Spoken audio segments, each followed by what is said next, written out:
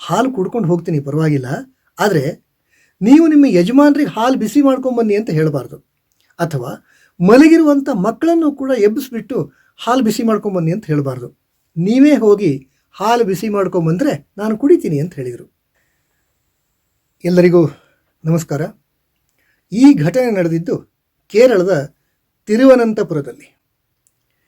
ತಿರುವನಂತಪುರದ ಒಬ್ಬರು ಬ್ಯಾಂಕ್ ಅಧಿಕಾರಿ, ಅವರ ಮನೆಯವರು ಮತ್ತು ಇಬ್ಬರು ಪ್ರೌಢಶಾಲಾ ವಿದ್ಯಾರ್ಥಿನಿಯರು ಅವರ ಮನೆಯಲ್ಲಿ. ಹೀಗೆ ಒಂದು ತುಂಬು ಕುಟುಂಬ. ದುರಾದೃಷ್ಟವಶಾತ್ ಆ ಬ್ಯಾಂಕ್ ಅಧಿಕಾರಿಯ ಮನೆಯವರಿಗೆ ಕ್ಯಾನ್ಸರ್ ಆಗಿರುತ್ತೆ.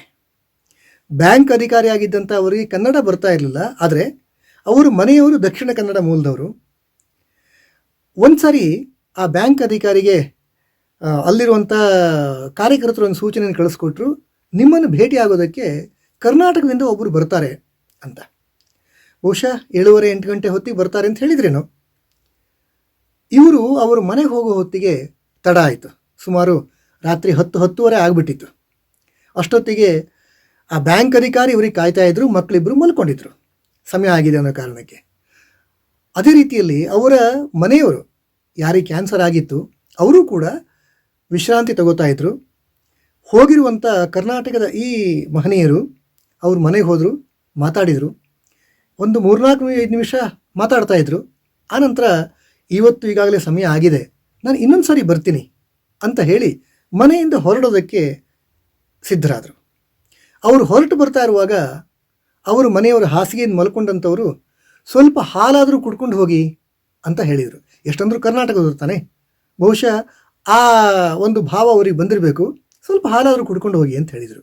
ಆಗ ಕರ್ನಾಟಕದಿಂದ ಬಂದಿರುವಂಥ ಈ ಮಹನೀಯರು ಅವರ ಹತ್ರ ಹೋಗಿ ಒಂದು ಮಾತನ್ನು ಹೇಳ್ತಾರೆ. ಹಾಲು ಕುಡ್ಕೊಂಡು ಹೋಗ್ತೀನಿ ಪರವಾಗಿಲ್ಲ, ಆದರೆ ನೀವು ನಿಮ್ಮ ಯಜಮಾನ್ರಿಗೆ ಹಾಲು ಬಿಸಿ ಮಾಡ್ಕೊಂಬನ್ನಿ ಅಂತ ಹೇಳಬಾರ್ದು. ಅಥವಾ ಮಲಗಿರುವಂಥ ಮಕ್ಕಳನ್ನು ಕೂಡ ಎಬ್ಬಿಸ್ಬಿಟ್ಟು ಹಾಲು ಬಿಸಿ ಮಾಡ್ಕೊಂಬನ್ನಿ ಅಂತ ಹೇಳಬಾರ್ದು. ನೀವೇ ಹೋಗಿ ಹಾಲು ಬಿಸಿ ಮಾಡ್ಕೊಂಬಂದರೆ ನಾನು ಕುಡಿತೀನಿ ಅಂತ ಹೇಳಿದರು. ಬಹುಶಃ ಕ್ಯಾನ್ಸರ್ನಿಂದ ನರಳುತ್ತಾ ಇರುವಂಥ ಆ ಗೃಹಿಣಿಗೆ ಮನಸ್ಸಿಗೆ ಇನ್ನೊಂದಷ್ಟು ನೋವಾಗಿರಬೇಕು. ಇದೇನು ಈ ಮನುಷ್ಯ ಬಂದಂಥವನು ಈ ರೀತಿ ಕಂಡೀಷನ್ ಹಾಕ್ತಾ ಇದ್ದಾರಲ್ಲ. ಆದರೆ ಕರ್ನಾಟಕದಿಂದ ಬಂದಂಥವರು ಕನ್ನಡದಲ್ಲಿ ಇಷ್ಟೆಲ್ಲ ಮಾತಾಡಿದ್ದಾರೆ, ಅವರೇ ಕೇಳಿದ್ದು ಹಾಲು ಕುಡಿತೀರಾ ಅಂತ. ಬಹುಶಃ ಈ ಎಲ್ಲ ಕಾರಣದಿಂದಾಗಿ ಅವರೇ ಕಷ್ಟಪಟ್ಟು ಎದ್ದು ಹೋಗಿ ಹಾಲನ್ನು ಬಿಸಿ ಮಾಡ್ಕೊಂಬಂದು ಇವರಿಗೆ ಕೊಡ್ತಾರೆ. ಈ ಮಹನೀಯರು ಜೊತೆಗಿದ್ದಂಥ 2-3 ಎಲ್ಲರೂ ಕೂಡ ಹಾಲನ್ನು ಸ್ವೀಕಾರ ಮಾಡ್ತಾರೆ. ಹಾಲು ಕುಡಿತಾ ಇರುವಾಗ ಈ ಮಹನೀಯರು ಒಂದು ಪ್ರಶ್ನೆಯನ್ನು ಕೇಳ್ತಾರೆ. ಅಮ್ಮ, ನೀವೇ ಎದ್ದು ಹೋಗಿ ಹಾಲು ಬಿಸಿ ಮಾಡ್ಕೊಂಬಂದ್ರಲ್ಲ, ನಿಮಗೆ ಸ್ವಲ್ಪ ಕಷ್ಟ ಆಗಿರ್ಬೇಕಲ್ವಾ ಅಂತ ಕೇಳಿದ್ರಂತೆ. ಆ ಗೃಹಿಣಿ ಹೇಳ್ತಾರೆ, ಕಷ್ಟ ಆಗದೆ ಇರುತ್ತಾ? ನಾನು ಕ್ಯಾನ್ಸರ್ನಿಂದ ನರಳ್ತಾ ಇದ್ದೀನಿ, ಮೈ ತುಂಬ ನೋವಿದೆ, ಕಷ್ಟ ಆಗದೆ ಇರುತ್ತಾ? ಇನ್ನೂ ವಿಶೇಷ ಏನಂದರೆ, ಕಷ್ಟ ಆಗತ್ತೆ ಅಂತ ಗೊತ್ತಿದ್ರು ನನ್ನನ್ನೇ ನೀವು ಹಾಲು ಬಿಸಿ ಮಾಡ್ಕೊಂಬಂದಿ ಅಂತ ಹೇಳಿದ್ರಲ್ಲ ಅಂತ ಸ್ವಲ್ಪ ಕೋಪದಿಂದ, ಸ್ವಲ್ಪ ಬೇಸರದಿಂದನೇ ಅವರು ಈ ಮಹನೀಯರೆದುರಿಗೆ ತಮ್ಮ ಅಭಿಪ್ರಾಯವನ್ನು ಹೊರಹಾಕಿದರು. ಆಗ ಬಂದಿರುವಂಥ ಈ ಮಹನೀಯರು ಹೇಳಿದ್ರಂತೆ, ಬೇಸರ ಮಾಡ್ಕೋಬೇಡಿ ಅಮ್ಮ, ಕೋಪ ಮಾಡ್ಕೋಬೇಡಿ. ನಾನು ನಿಮ್ಮನ್ನೇ ಎದ್ದು ಹೋಗಿ ಹಾಲು ಬಿಸಿ ಮಾಡ್ಕೊಂಬ ಅಂತ ಹೇಳೋದಕ್ಕೆ ಒಂದು ಕಾರಣ ಇದೆ. ಏನು ಗೊತ್ತಾ? ನೀವು ಹೇಗೆ ಕ್ಯಾನ್ಸರ್ನಿಂದ ಬಳಲ್ತಾ ಇದ್ದೀರೋ ಹಾಗೆ ನಾನು ಕೂಡ ಕಳೆದ 10 ವರ್ಷಗಳಿಂದ ಕ್ಯಾನ್ಸರ್ನಿಂದ ಬಳಲ್ತಾ ಇದ್ದೀನಿ.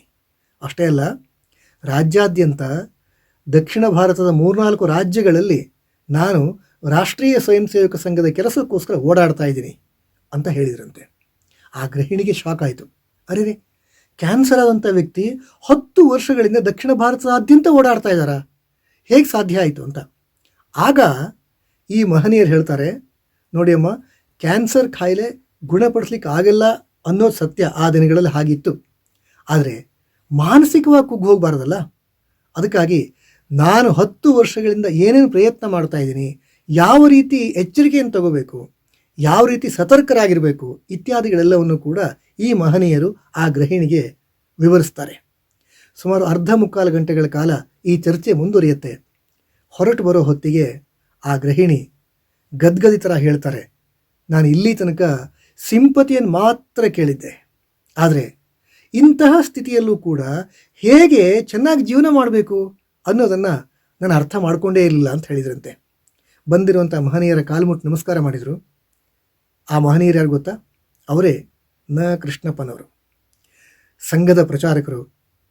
ಕೇವಲ ಸಂಘದ ಕಾರ್ಯ ಮಾತ್ರ ಅಲ್ಲ, ಬದಲಾಗಿ ಸಮಾಜದಲ್ಲಿ ಯಾರಿಗೆ ಅಗತ್ಯ ಇದೆಯೋ ಅಂಥವರ ಸೇವೆಗೂ ಸಿದ್ಧ ಆಗಬೇಕು. ಯಾರು ನೋವಲ್ಲಿದ್ದಾರೋ ಅಂಥವರ ಸೇವೆಗೂ ಕೂಡ ಸಂಘದ ಕಾರ್ಯಕರ್ತರು, ಸಂಘದ ಸ್ವಯಂ ಸೇವಕರು ಸಿದ್ಧರಾಗಬೇಕು ಅನ್ನೋದನ್ನು ಕೃಷ್ಣಪ್ಪನವರು ಈ ಒಂದು ನಡವಳಿಕೆ ಮುಖಾಂತರ, ಈ ಘಟನೆ ಮುಖಾಂತರ ತಿಳಿಸ್ಕೊಟ್ರು. ಹೀಗೆ ಸಂಘದ ಹಿರಿಯರು, ಸಂಘದ ಹಿರಿಯ ಪ್ರಚಾರಕರು, ಕಾರ್ಯಕರ್ತರೆಲ್ಲರೂ ಸಹ ಸಮಾಜದ ನೋವಿಗೆ ಸ್ಪಂದಿಸುವಂತಹ ಒಂದು ವಿಶೇಷವಾದಂತಹ ಮಾರ್ಗದರ್ಶನವನ್ನು ಇಂತಹ ಘಟನೆಗಳ ಮುಖಾಂತರ, ಅವರ ನಡವಳಿಕೆ ಮುಖಾಂತರ ಸಂಘದ ಸ್ವಯಂ ಸೇವಕರಿಗೆ, ಕಾರ್ಯಕರ್ತರಿಗೆ ತೋರಿಸ್ಕೊಟ್ಟಿದ್ದಾರೆ. ಇದು ನಮಗೆಲ್ಲರಿಗೂ ಕೂಡ ಪ್ರೇರಣೆ ಆಗಬೇಕಲ್ವಾ? ನಮಸ್ಕಾರ.